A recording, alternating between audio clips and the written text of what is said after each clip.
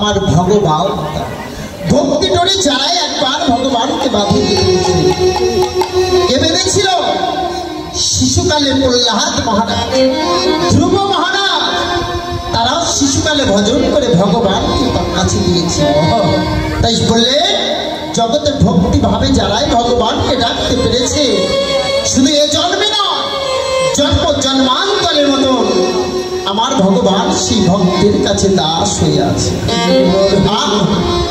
আপনি ব্যাংকে 2 লক্ষ টাকা রাখলে যেমন 2 বছর পর যেমন তার লাভ সহ যেমন ফেরত পাওয়া যায়, তেমন হরি নামে কৃষ্ণ নামেও দান করলে তুমি এ জন্মে না পাইলেও পরমাত্মিক জগতে গৌর চরণে সেটা তোমার সম্পদ হিসেবে থেকে যায়।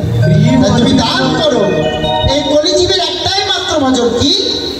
জীবে দয়া নামে রুচি আর বৈষ্ণবের সেবন। জীবকে ভালোবাসো, নামে রুচি আনো, আর বৈষ্ণবের সেবা করো। জীব আবার দেখবে বৈষ্ণব অপরাধ আছে 64 প্রকার অপরাধ, তার মধ্যে 3টি অপরাধ শ্রেষ্ঠ অপরাধ। জগতে সব অপরাধীর ক্ষমা হয়, বৈষ্ণব অপরাধীর কিন্তু কখনো ক্ষমা হয় না। কি 3টি অপরাধ? কি? প্রথম, চামড়ার চটি পায়ে দিয়ে পাড়ায় পাড়ায় হরিনামের মালা জপ করা। দ্বিতীয়, টিভির সিরিয়ালের সামনে বসে হরিনামের মালা জপ করা। তৃতীয়, বৈষ্ণবের সেবক। আমার এই কলিজীবের মানুষের মন কটি? মন তো আমার একটি, কিন্তু আমি এদিকে মালা হরিনামের মালা জপছি, আমার মনটা টিভির দিকে হবে, সেটা আরো আমার বৈষ্ণব অপরাধ হয়ে যাবে। আমরা অনেকে আছি দেখবেন ওই কীর্তনের আসরে গিয়েও কিন্তু আমরা হরিনামের মালা জপ করি, এটা কিন্তু শাস্ত্রে অপরাধ। যেমন ওই হরিনামের মালা জপ করাটা হচ্ছে তোমার ভজনের মালা, তুমি ঘরে বসে নির্জন জায়গায় বসে তুমি জপ করো, কিন্তু তুমি নির্জনে বসে জপ করলে সেটা তোমার কৃপা হবে। আর হরিবাসরে যদি বসে যদি তুমি উচ্চস্বরে যদি হরিনাম করতে পারো, সেটা তোমার জগৎ জীবের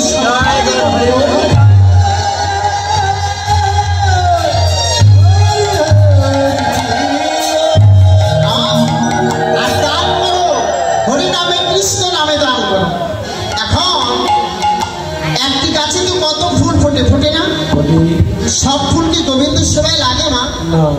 কিছু ফুল মালাকারের দোকানে মালা হয়ে শ্মশান ঘাটে ব্যবহৃত হয়, কিছু ফুল বাসন ঘরে ব্যবহৃত হয়, কিছু ফুল মাটিতে ঝরে পড়ে যায়, আবার কিছু ফুল গোবিন্দ সেবায়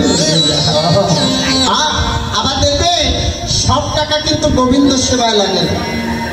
এখন মনে করেন আপনি মহানামযজ্ঞ অনুষ্ঠানে আপনি 2 লক্ষ টাকা দিতে আপনার ইচ্ছে, আপনি অনেক ধনীবান, আপনি 2 লক্ষ টাকা দিয়েছেন।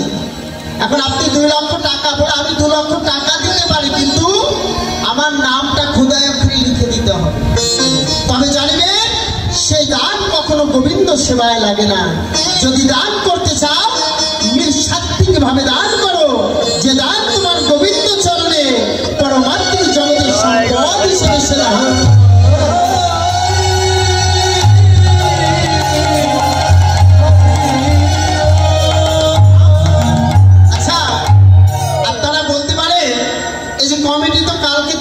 কীর্তনের আয়োজন করেছে, তাই না? এই যে দুপুরবেলা আমার এই যে সাধু বাবা ব্রাহ্মণ মশাই তিনি ভগবানের সেবা দিলেন। আপনারাও তো বাড়িতে ভগবানের সেবা দিয়েছেন না? ভগবান কি সেবা করে? মা করে, ভগবান সেবা করে। কোথায়? ওই মন্দির থেকে প্রসাদটা নিয়ে যখন ভক্তের মাঝে যখন বিতরণ করা হয়, ভগবান কোথায় বসে সেবা না?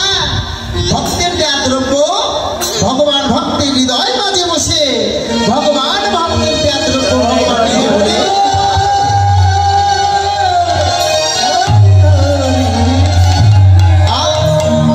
আমরা তো জগৎ গুলো ভগবানকে খুঁজে বেড়াই, ভগবানকে আমরা দেখতে পাই? দেখতে পাই না, কিন্তু ভগবান আছেন কোথায়? তাই কবিগুরু রবীন্দ্রনাথ ঠাকুর বলেছিলেন আমার ভগবান কোথায় আছে জানো? আমার হিয়ার মাঝে আছি দেখতে আমি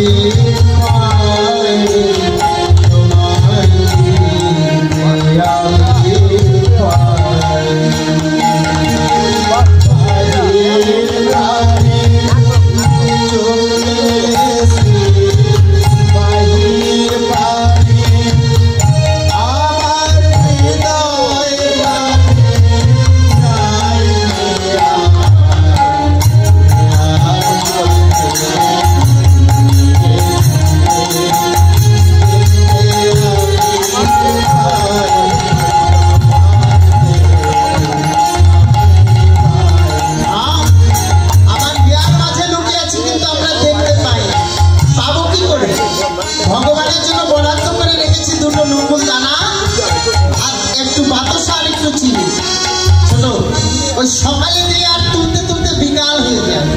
স্বামীর ভাত রান্না করতে গিয়ে, সন্তানের স্কুলের টিফিনের খাবার দিতে গিয়ে ভগবানের সেবার থালার কথা তুলতে মনে থাকে। কি হলো কাদের? ওই থালের উপরে যে পিপিলিকাগুলো ঘুরে বেড়ায়, জগতে কৃপা হলো তাদের, কিন্তু গৌর গোবিন্দের কৃপা আমাদের ভাগ্যে হলো। তার বাস্তব প্রমাণ আজকে আমরা বাঙালি হয়ে আজকে আমরা বাংলার ভগবানকে চিনতে পারলাম না। আজকে চিনল কারা? ওই আমেরিকা থেকে প্যান্ট শার্ট স্যুট ত্যাগ করে কণ্ঠে হরিনামের মালা পরে আজকে সারা বিশ্বে হরিনাম প্রচার করে। কারা? ইসকন। ইসকন। আজকে যদি বাংলাদেশে যদি ইসকন যদি না আসতো, আমাদের হিন্দু ধর্মটা এতটা কিন্তু প্রচার হতো না। তারা এসেছিল বলে এখনো হিন্দু ধর্মটা জাগ্রত আছে। আমরা আবার অনেকে আছি দেখবে, ইসকনদের কিন্তু আমরা অনেকে দেখতে পারি। দেখবে একটা কানা যদি আয়নার দোকানতে আয়না না কেনে, আয়না কোম্পানি কি বন্ধ হবে না? এই জগতে যার ডায়াবেটিস, ওই মিষ্টির দোকানতে যদি মিষ্টি না কিনে খায়, তার কি দোকান বন্ধ হবে? ওই তুমি আর আমি ওই আমাদের মতো দু একজন তাদেরকে দেখতে পারি আর না পারি, তাতে কিছু যায় আসে না। আজকে তারা তাদের মতো করে সারা বিশ্বে হরিনাম প্রচার করছে। কোথায় বাকি আছে? শহর বলুন, গ্রাম বলুন, এমন কোনো জায়গায় নাই আজকে মহাপ্রভু হরিনাম প্রচার করতে বাকি রেখেছে। সব জায়গায় আছে। কিন্তু এখন আমার গ্রামে হরিনাম যজ্ঞ হচ্ছে।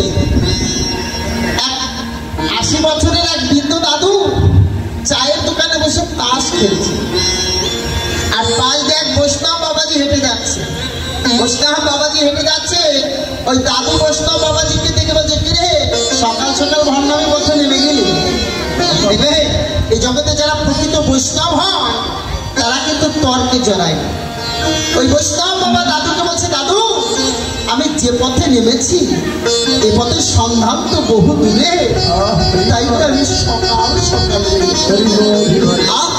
আজকে আমরা আমাদের নিজেদের জন্য আজকে আমাদের ধর্মটাকে আজকে আমরা নষ্ট করছি। এখানে যত ভক্ত বসে আছে আমরা বাস্তব, কীর্তন তো জগতে সবই শুনি, বাস্তব নিয়ে আগে ভাবতে হবে। যত ভক্ত বসে আছি বুকে হাতে বলতে পারবো যে আমাদের মনটা সবার ফ্রেশ আছে, কারোর মনে হিংসা নাই। যতক্ষণ পর্যন্ত হিংসাটাকে ত্যাগ করতে না পারবো ততক্ষণ পর্যন্ত গৌর গোবিন্দ চরণে আমাদের গতি হবে। আমি সাধু হলাম, নিরামিষ খেলাম, কিন্তু আমি মানুষকে দেখতে পারলাম না, তোমার ধর্ম হবে? নিরামিষ খাইলে যদি ভগবানকে পাওয়া যেত, তাহলে বনের বাদুর সে কিন্তু ফল খায়, সে কিন্তু আগে ভগবানের চরণ পেয়ে যেত। নিরামিষ, আমি নিরামিষ খাচ্ছি কিন্তু আমার মনে আছে অহংকার, মনে আছে পেঁয়াজ। হ্যাঁ, নিরামিষ খাইলে কি হয়? কৃষ্ণ ভজনের ভাবটা সাত্বিক ভাবে হয়ে যায়, সাত্বিক ভাব থাকে, শান্ত রস। এখন এই গ্রামের একটা হাতির মালিক এখান থেকে বললেন, আমি নয়াপুর বাজারে যাব, যার সাথে দেখা হবে কারোর সাথে কিন্তু কথা বলবো না। আর একটা কুকুরের মালিক বলছে, শোন এখান থেকে আমি নয়াপুর বাজারে যাব, যার সাথে দেখা হবে কারোর সাথে কিন্তু কথা বলবো না। বাবা হাতি মালিক আর হাতি যাচ্ছে রাস্তায় উঠেছে, কোনো কথা নাই। এবার কুকুরের মালিক আর কুকুর যখন পথ দিয়ে যাচ্ছে, কুকুরের স্বভাব কি মানুষ দেখলে? কুকুরের কি স্বভাব? মানুষ দেখলে কি করে? ঘেউ ঘেউ করে না? আচ্ছা, হাতি কি খায়? কলা গাছ। আচ্ছা, আর কুকুর বিষ্ঠা ইত্যাদি ইত্যাদি, তাই না? আচ্ছা, এই জগতে বৈষ্ণবের আহার কি? নিরামিষ, শান্ত ভাব। আচ্ছা, আবার দেখবেন এই জগতে কিছু কুকুরের মতো কিছু ব্যক্তি আছে, নিজে তো কোনোদিন হরিনাম করবে না, ওই পরের পিছনে সারা জনম কাটি দিতেই থাকবে, ওই কুকুরের মতো সারা জনম ঘেউ ঘেউ করবে বলে তাদের দ্বারা কোনোদিন হরি ভজন হবে না। হরি ভজন করতে হলে শান্ত ভাবে।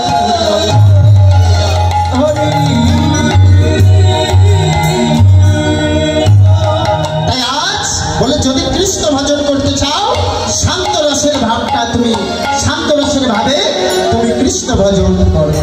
তাই আজ বৃন্দাবন থেকে আজকে কিছু ভক্ত আজকে গৌর হরির সাথে দেখা করতে এসেছে। কে কে? আরে রামায়া সুন্দর নন্দ সঙ্গীতানন্দ,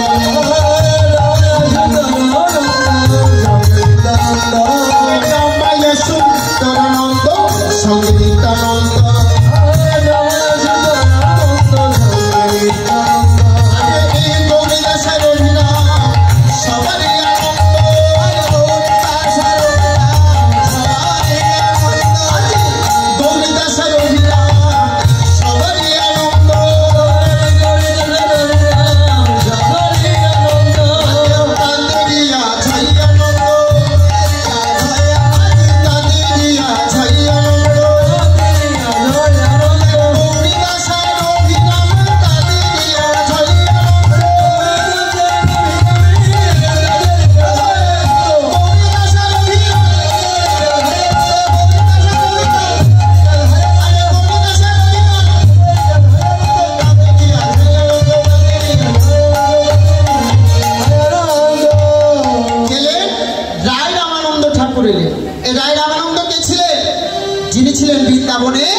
আমার ভগবানের অন্তরঙ্গ সখীকে বিশ্বখা সখী।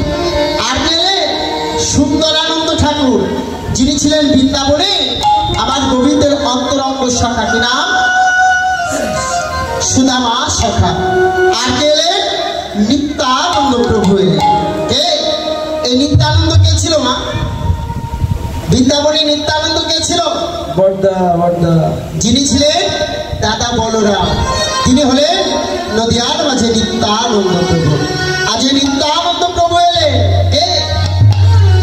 এই জগতেও কিন্তু নিত্যানন্দ আছে। কে মা? আমার মতো পাপাচারীর বদন নয়। কে? জগতে যাহার বদনে দেখিয়া মুখে আইসে কৃষ্ণ নাম, আইসে কৃষ্ণ নাম। জগতে যাহার দেখিবা মাত্র কৃষ্ণ নয়নের ধারাবয়, কৃষ্ণ নয়নের ধারাবয়। জগতে যাহার দেখিবা মাত্র প্রেমানন্দের উদয় হয়, নিরানন্দ দূরীভূত হয়ে যায়। জগতে কেবল আমার সেই তো হলো নিত্যানন্দ।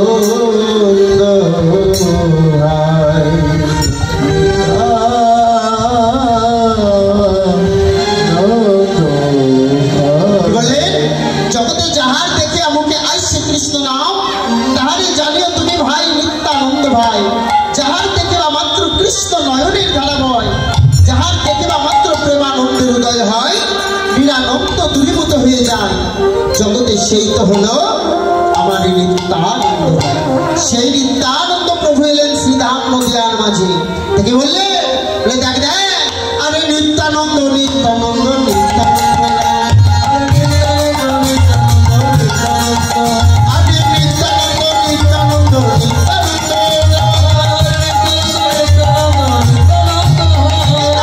আরে দেখে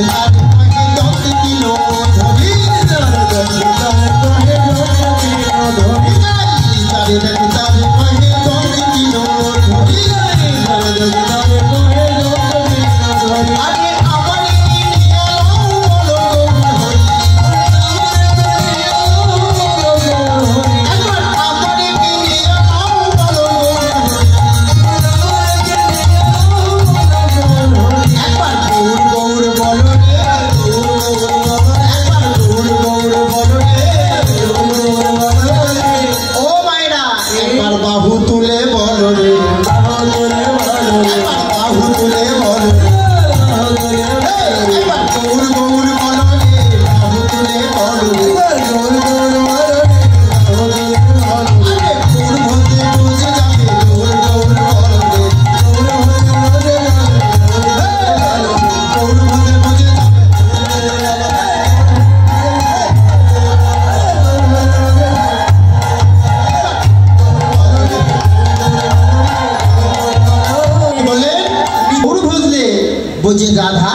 ভক্তের চরণ তোমরা পেয়ে যাবে। তাই আজ গৌরহরি কি করলে, আজ অন্তরঙ্গ ভক্ত একবার প্রভু নাম সব